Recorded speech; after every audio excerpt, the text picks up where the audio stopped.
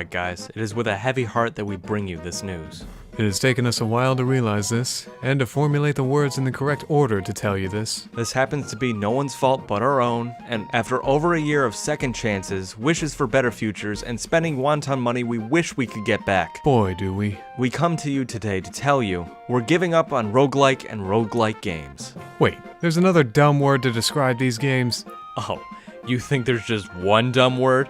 When I looked for the definition of a roguelike, I learned there are several different variations of it that I never knew existed. I'm going to be sorry I asked, but what are some of them? Well, first there's roguelite, then there's roguelite, and don't forget roguelikelike. Nope. Nope on the nopest level. Stop right there. That was the last one. A roguelike is not a game. A roguelikelike is a like that got away from Link during one of his like murder sprees. Well, in this case, it's one of the many branching definitions of a roguelike game. Before we move on, for the sake of my own sanity, I need to know, what is the true definition of a roguelike? Just so I can understand why it branched off on so many different awful paths. The definition of a roguelike comes to us from the International Roguelike Development Conference in 2008. I hate all of this so far. The IRDC were getting frustrated with so many games coming out and calling themselves roguelike, and like children, they decided they didn't want to share their genre, so they created a somewhat solid definition of what makes a roguelike. Why does all of this sound so made up? I had a hard time reading all of this, and I still don't believe most of it. Anyway, a roguelike is a game that adheres to some high value factors of its development and playstyle. However, missing some of these points doesn't mean the game is not a roguelike, but pressing other points also doesn't make it a roguelike.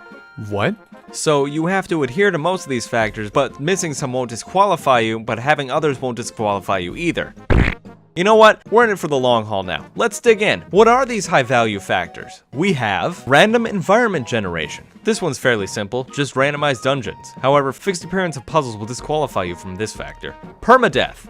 Also fairly simple. You aren't supposed to win on your first try. Fret not though, the random environments are supposed to make this enjoyable instead of punishing. I guess the ability to play the game without snapping your controller in half disqualifies you from this factor. Turn-based. What? The definition of this factor is each command corresponds to a single action and you can take your time choosing your action.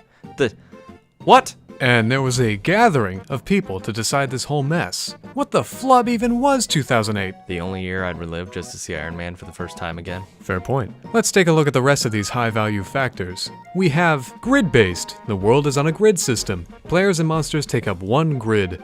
I guess having your monsters look threatening disqualifies you from this factor. Non-modal. The whole game is in one mode, and every action is available at any point in the game.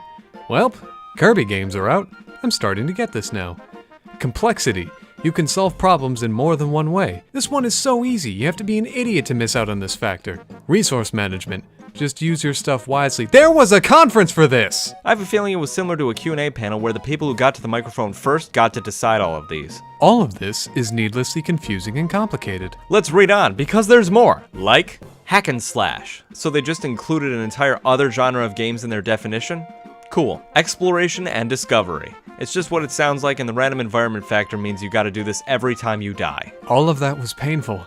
Every bit. Oh, we're not done. There's low value factors, which are also bits of roguelikes that helps define them.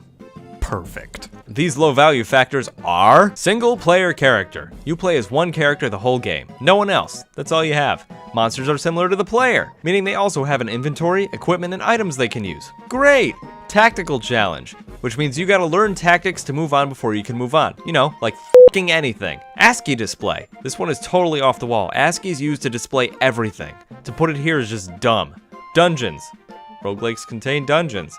And numbers. Players can see the HP, MP, stamina, and other numbers to describe their character. Wow. So after reading through all of these factors and understanding that roguelites, roguelites, and roguelikelike are just roguelikes with or without some of these factors, I think I can surmise a simple quotient of all of this knowledge. These words are stupid, 2008 was a weird year, and the term roguelike is a blanket term and the IRDC wasted their time because they didn't want to share their word. Oh, all of those things, but James, this helps me realize, all games are roguelikes.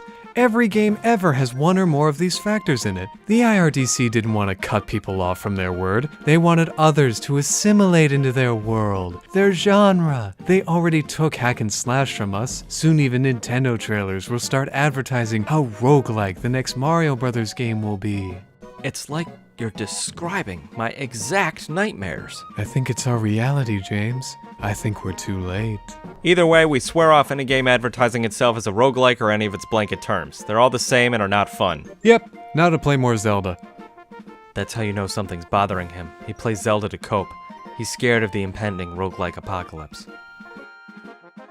Hi there! If you're wondering why this video had a weird style, it's because all month we're animating our story videos. All of this is leading to a trailer for a new Unsquare project on June 2nd. Thank you for watching, be sure to subscribe, and don't forget to tell us why we're wrong and stupid for actively depriving ourselves of the perceived notion of fun you guys derive from such a frustrating game genre. Okay, bye!